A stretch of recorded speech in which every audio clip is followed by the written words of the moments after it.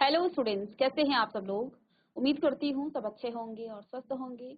मैं Meena Rana ICT virtual class में आपका स्वागत करती हूँ। स्टूडेंट्स, हम पढ़ रहे हैं क्लास 7 की हिंदी व्याकरण में हम मुहावरे पढ़ रहे थे। तो मुहावरा क्या होता है? एक ऐसा वाक्यांश जो सामान्य अर्थ की जो है प्रतीति न कराकर किसी विशेष अर्थ का यहाँ पर बोध कराता है। प्रीवियस लेक्चर में हमने कुछ मुहावरे भी पढ़े हैं। आइए यहाँ पर और कुछ और उदाहरण हम देखते हैं। तो देखिए, जैसे पुलिस वालों को देखते ही चोर 9 2 11 हो गए। पुलिस वालों को देखते ही चोर 9 2 11 हो गए। तो यहाँ पर आप देख पा रहे हैं जो ये 9 2 11 होना है, ये एक मुहावरा है। ठीक है ना। तो कई बच्चे जब तक इसका उदाहरण जब तक आप इसका अर्थ नहीं जानते हैं तो आप क्या इसका अर्थ लगा लेते हैं कि पुलिस आए और उसमें 2 और शामिल हो गए और वो 11 हो गए। ऐसा नहीं है, ये एक आपका मुहावरा है। प्रीवियस लेक्चर में भी हमने यहाँ पर, तो देखिए इस वाक्यांश में 9 2 11 होना का जो प्रयोग है उसका मतलब है भाग जाने के लिए किया गया है। ठीक है। तो 9 2 11 होना का जो प्रयोग है वो भाग जाने के लिए किया गया है और ये क्या है? ये एक मुहावरा है। ठीक है ना। तो इस मुहावरे को आप लिखेंगे। चलिए,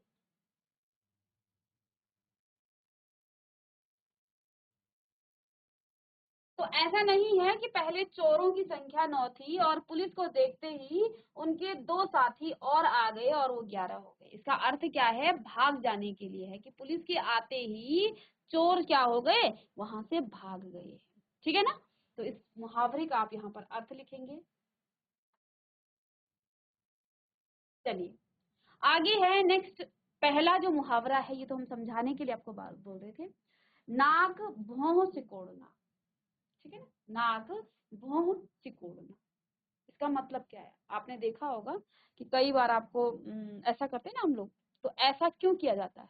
नाक और भौं को, जो आपकी भौं है, इन दोनों को सिकोड़ने का मतलब क्या हो जाता है? इसका मतलब है जवाब से असंतुष्टि व्यक्त करना। कई बार आप टीचर्स को अपना आंसर देते हैं, अपना उत्तर देते हैं, अपना जवाब देते हैं और आपके टीचर्स या आपके पेरेंट्स या आपके बड़े या आपके फ्रेंड्स क्या करते हैं? अपनी नाक और भौं को क्या कर देते हैं? सिकोड़ते हैं। तो आप उनकी एक्सप्रेशन देखकर, उनके हाव भाव देखकर आप समझ जाते हैं कि वे आपके जवाब से असंतुष्ट हैं। ठीक है ना। तो इस मुहावरे का जो अर्थ है वो क्या है? जवाब से असंतुष्टि व्यक्त करना। चलिए, इन दोनों मुहावरे और उसका अर्थ को लिखिए। नाक भौं सिकोड़ना अर्थात जवाब से असंतुष्टि व्यक्त करना। चलिए जल्दी से। चलिए, अब इसका वाक्य प्रयोग आप किस प्रकार से करेंगे? चलिए, तो यहाँ पर आपको एक पिक्चर भी दिख रही है। पिक्चर में आपको यहाँ वाक्य प्रयोग में देखिए, बीरबल के उत्तर सुनकर ख्वाजा सरा नाक भौं सिकोड़ने लगे। बीरबल के उत्तर सुनकर ख्वाजा सरा नाक भौं सिकोड़ने लगे। अब ऐसा नहीं है कि ये वाक्य प्रयोग यहाँ लिखा है और इसी को आपने रट देना है और यही आपको पेपर में लिखना है या कहीं भी आए। वाक्य प्रयोग आप स्वयं कीजिएगा। ठीक है। इससे पहली क्लास में भी मैंने आपको सिर्फ और सिर्फ अर्थ लिखाए थे। आप वाक्य प्रयोग खुद से कर सकते हैं। आप अपने संदर्भ में लिख सकते हैं कि मेरे जवाब से मेरे टीचर या मेरे अध्यापक जो हैं क्या कर रहे थे? जब मैंने क्लास में या अपनी कक्षा में उत्तर दिया तो मेरे जवाब को सुनकर मेरे शिक्षक नाक भौं सिकोड़ रहे थे। ऐसा भी आप लिख सकते हैं। ठीक है ना। तो ये तो एक मैंने यहाँ पर जनरली आपको दे दिया है इसका वाक्य प्रयोग। बाकी आप खुद से करेंगे। इससे पहले की क्लास में भी हमने आपको बार बार बताया है, वाक्य प्रयोग आप स्वयं करेंगे, खुद से आप वाक्य प्रयोग करेंगे, बस अर्थ आपको आना चाहिए। ठीक है। चलिए,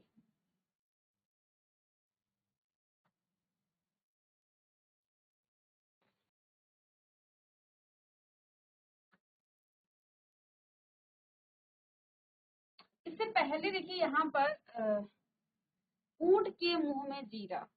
ऊंट के मुंह में जीरा है। ठीक है। ऊंट के मुंह में जीरा, इसका मतलब ये होता है, आप लिख लीजिएगा इसको। ऊंट के मुंह में जीरा, इसका मतलब कि बहुत अधिक खाने वाले के सामने आप यदि कम रखें तो उसके लिए वो क्या हो जाएगा, ऊंट के मुंह में जीरा। ठीक है, तो इस मुहावरे को लिख लेंगे आप, जो सेकंड है यहाँ पर। ठीक है, इसके बाद थर्ड मुहावरा यहाँ पर है कि मिजाज खराब होना। मिजाज खराब होना खराब कब होता है, जब आप क्या होते हैं, क्रोधित होते हैं कि आज तो मेरा दिन सुबह से अच्छा था, तुमने आ करके क्या कर दिया है, मेरा मिजाज ही खराब कर दिया है। तो इसका अर्थ क्या हो जाएगा, क्रोधित होना। तो देखिए यहाँ पर हमने कहा था मिजाज खराब होने का मतलब हो जाता है, अर्थ इसका क्या हो जाएगा, क्रोधित होना। ठीक है, तो इसका अर्थ लिख लेंगे। साथ ही साथ देखिए इसका वाक्य प्रयोग हम करेंगे यहाँ पर। देखिए, पिता के हत्यारे को देखते ही राम का मिजाज खराब हो गया। अब ऐसा नहीं है कि आपको यही लिखना है, आपको वाक्य प्रयोग आप स्वयं करेंगे, अपने वाक्यों में करेंगे, लेकिन मुहावरे का अर्थ आप यहाँ से लिख लेंगे, मिजाज खराब होना अर्थात क्रोधित होना। ठीक है, चलिए आगे देखिए। तो देखिए, पिता के हत्यारे को देखते ही राम का जो मिजाज है वो खराब हो गया, एकदम से उसे गुस्सा आ गया और सीधे से उस पर झपटने लग गया, मारने लग गया। ठीक है, चलिए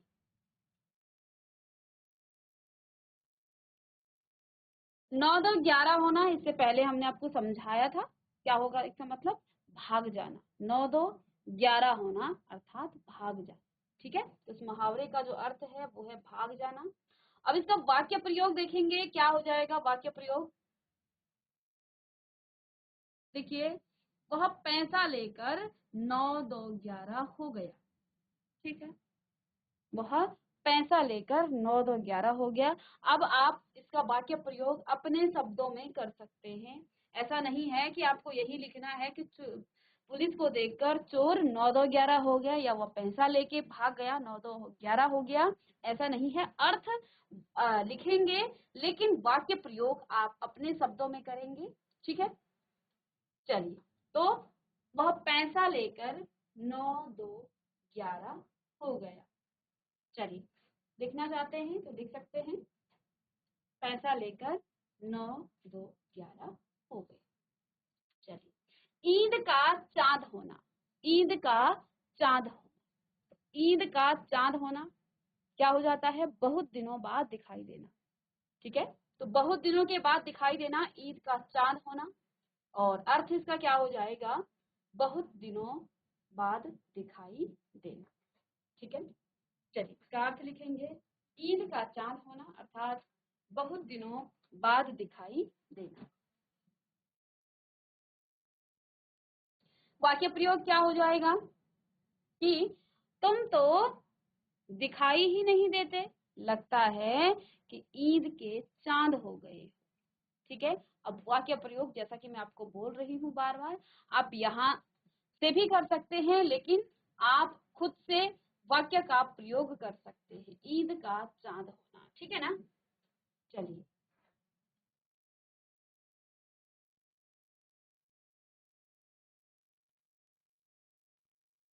कोल्हू का बैल होना। कोल्हू का बैल होना मुहावरा है, कोल्हू का बैल होना। कोल्हू का बैल होना, इसका अर्थ हो जाएगा, चलिए अर्थ है इसका, कड़ी मेहनत करने वाला। कोल्हू का बैल होना यानी कि कड़ी मेहनत करने वाला। आपने कोल्हू का बैल देखा होगा, बहुत मेहनत करता है, इसका मीनिंग, इसका अर्थ क्या हो जाता है, कड़ी मेहनत करना। चलिए वाक्य प्रयोग करेंगे, वाक्य प्रयोग क्या हो जाएगा इसका, कि कोल्हू का बैल बनकर भी लोग आज भरपेट भोजन नहीं पा सकते, यानी कि कड़ी मेहनत करने के बाद भी लोग आज भरपेट भोजन नहीं कर पा सकते, है ना। तो कोल्हू का बैल बनना या बनकर भी या होना, इसका मतलब हो जाता है कड़ी मेहनत कर, यानी कि कड़ी मेहनत करने के बाद भी लोग जो है भरपेट भोजन नहीं कर पाते हैं, नहीं कर सकते हैं। ठीक है ना, चलिए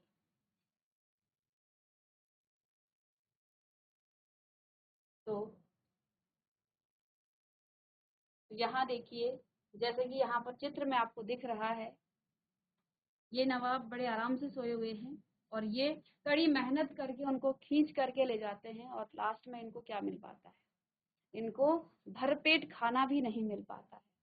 ठीक है ना। तो ये क्या हो जाता है, कोल्हू का बैल बनना। ठीक है। और इस प्रकार से बैठा हुआ इतनी मेहनत कर रहा है ये लड़का, लेकिन अंतिम में इसको बाद में क्या मिलेगा, इसको ये भरपेट भोजन के लिए इनके पास खाने के लिए पैसे तक नहीं हो पाते हैं। तो ये है कोल्हू का बैल। आंखें, आगे देखिए, आंखों में धूल झोंकना, आंखों में धूल झोंकना। चलिए, इसका मीनिंग अर्थ क्या हो जाता है, धोखा देना। आंखों में धूल झोंकना अर्थात धोखा देना। अब देखिए, धोखा देना, इसका वाक्य प्रयोग आप अपने शब्दों में कर सकते हैं। यात्री की आंख में धूल झोंककर जेब कतरे ने उसका पैसा गायब कर दिया। अब कई बार जब आप यात्रा करते हैं या कोई यात्रा करते हैं तो वहां पर चोरी हो जाती है ना, और यात्रियों को पता भी नहीं चलता है। कई बार आपके साथ भी ये घटना हुई होगी कि आप जा रहे हैं और कब आपका पर्स या आपके पैसे निकाल दिए आपको पता भी नहीं चलता है। तो यात्री की आंख में धूल झोंक कर जेब कतरे ने, यानी कि जो जेब से पैसे निकाल देता है चोरी चोरी, उसको कहा जाता है जेब कतरा, ने उसका पैसा गायब कर दिया। ठीक है। तो वाक्य प्रयोग आप करेंगे इसका। चलिए,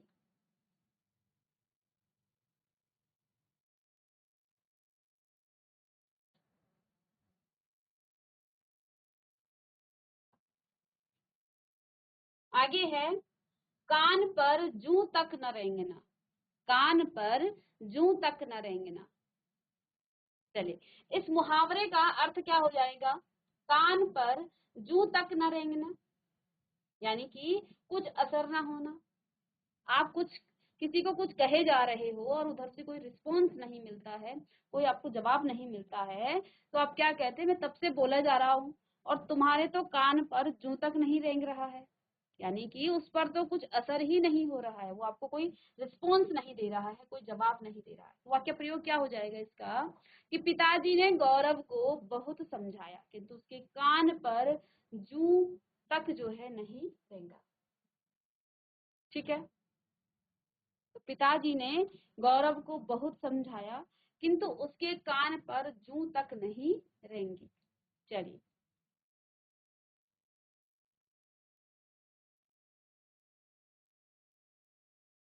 कई बार आप भी अपने पेरेंट्स की बात का रिस्पॉन्स नहीं देते हैं, उनके समझाए हुए, जो भी आपको समझाया जाता है उसको आप रिस्पॉन्स नहीं करते हो, तो फिर जो है आपके पेरेंट्स भी क्या कहते हैं कि मैं तब से कहे जा रहा हूँ तुम्हारे कान पर तो जूं तक नहीं रेंग रहा है ना।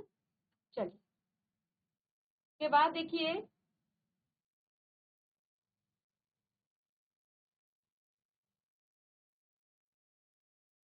नेक्स्ट है काम तमाम करना, काम तमाम करना। ठीक है। तो इसका मतलब, इसका अर्थ क्या हो जाएगा, मार देना। ठीक है, मार देना। अब वाक्य प्रयोग करेंगे, वाक्य प्रयोग क्या हो जाएगा, रानी लक्ष्मीबाई ने क्या किया भाई, रानी लक्ष्मीबाई ने पीछा कर रहे फिरंगी सैनिकों को जो है का काम तमाम कर दिया। रानी लक्ष्मीबाई ने पीछा कर रहे फिरंगी सैनिकों का काम तमाम कर दिया। ठीक है। चलिए, इसको आप हमारे भारतीय सेना के पक्ष में भी लिख सकते हैं, उस संदर्भ में भी लिख सकते हैं कि आतंकियों का, देखिए आतंकियों जैसे ही बॉर्डर पार किया और हमारे भारतीय सैनिकों ने उनका काम तमाम कर दिया। ठीक है। या फिर इसे भी लिख सकते हैं, रानी लक्ष्मीबाई का पीछा कर रहे फिरंगी सैनिकों का क्या कर दिया उन्होंने, तमाम कर दिया, उनका काम तमाम कर दिया। ठीक है। तो ये है रानी लक्ष्मीबाई का, झांसी की रानी का पिक्चर, काम तमाम करना यानी कि मार देना। ठीक है। तो यहाँ पर इसका वाक्य प्रयोग देखेंगे आगे, क्या इसका वाक्य प्रयोग है कि दुकानदार ने हिट दवा छिड़का करके मच्छरों का काम तमाम कर दिया। दुकानदार ने हिट दवा छिड़क कर मच्छरों का काम तमाम कर दिया। चलिए, काम तमाम करना, ठीक है, यानी कि मार देना। तो आप मच्छरों को हिट, जो आपके पास एक दवा होती है उसको छिड़कते हो तो मच्छर उससे क्या हो जाते हैं, मर जाते हैं। कॉकरोचों के लिए भी होती है और मच्छरों के लिए भी होती है, ठीक है। चलिए, इसके बाद है खरी खोटी सुनाना, यानी कि बुरा भला कहना। खरी खोटी सुनाना यानी कि बुरा भला कहना। अब वाक्य प्रयोग कैसे करेंगे, क्या करेंगे आप वाक्य प्रयोग? बच्चे जब गलत काम करते हैं तब अभिभावक उन्हें खरी खोटी सुनाते हैं, ठीक है ना। तो ये इसका वाक्य प्रयोग हो जाएगा, ठीक है।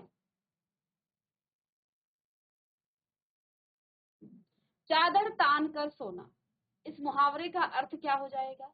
निश्चित हो जाना, निश्चित हो जाना। और इसका वाक्य प्रयोग आप स्वयं कर सकते हैं या फिर परीक्षा समाप्त होते ही बच्चे चादर तान कर सोना शुरू कर देते हैं, यानी कि परीक्षा में जो उनके पास ऊपर जो प्रेशर होता है ना, दबाव होता है पढ़ाई का, उसके बाद जैसे ही पेपर खत्म होते हैं बच्चे जो हैं चादर तान कर यानी कि निश्चिंत हो जाते हैं, ठीक है। तो ये था मुहावरे का अर्थ। चलिए, तो इसी के साथ यहाँ हमने आज की क्लास में जो मुहावरे पढ़े हैं साथ ही साथ उनके वाक्य प्रयोग भी हमने किए हैं। कल की क्लास में जो मुहावरे हमने किए थे उनके वाक्य प्रयोग मैंने आपको होमवर्क क्वेश्चन दिया था। उम्मीद कर रही हूँ सभी बच्चों ने उनके वाक्य प्रयोग स्वयं किए होंगे, अपने संदर्भ में, अपने पड़ोसियों के संदर्भ में, अपने गांव के संदर्भ में, स्कूल के संदर्भ में, कोई भी हो सकता है, लेकिन वाक्य प्रयोग आपने करना था। तो ये आप सभी बच्चों ने किया होगा। अब मिलते हैं नेक्स्ट लेक्चर में, तब तक के लिए thank you and have a nice day.